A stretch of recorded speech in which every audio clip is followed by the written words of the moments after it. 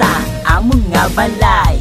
Kay bilog nga adlaw sagwa ako gatambay. Kay di ko gusto masuguan nanay kag tatay sa mga ulugrahon sa amon panimalay. Aga pa ko madula kay temprano pa mabatse. Kag syempre kaagahon naman ko na makapuli. Diretso sa kusina mangungkap kag magdada. Kag ang akon ginikanan akon nga panilagan. Kag ang ilang nga kwarta syempre kupitan ko naman. Permigi na akigan kay mga sugod sa akon lang nga ginapabungulan. Permi ko ginayaw-yaw, bati permi buyayaw. Pero lapos lang sa akong dalunggan. Pero kung sa pagkaon dako pa akong lamon. Pagpatapos uyat na yung cellphone. Kakun ako suguon, patulog-tulog tayo. Nagbudlay ko na nga pukawon, kay isa ko katamaran. Mapati lang suhulan.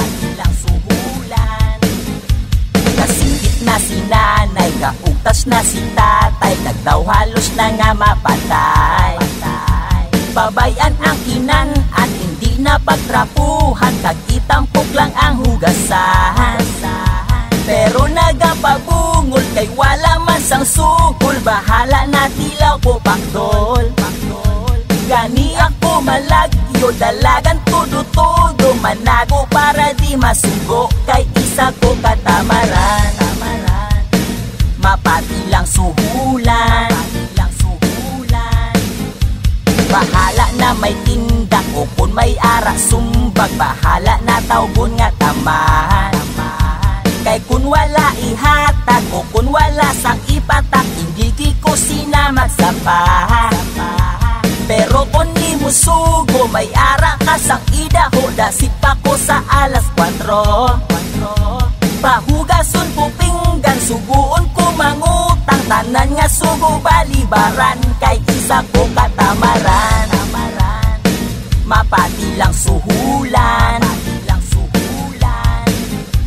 Kasingit na si nanay, gaugtas na si tatay. Kag daw halos na nga mapatay.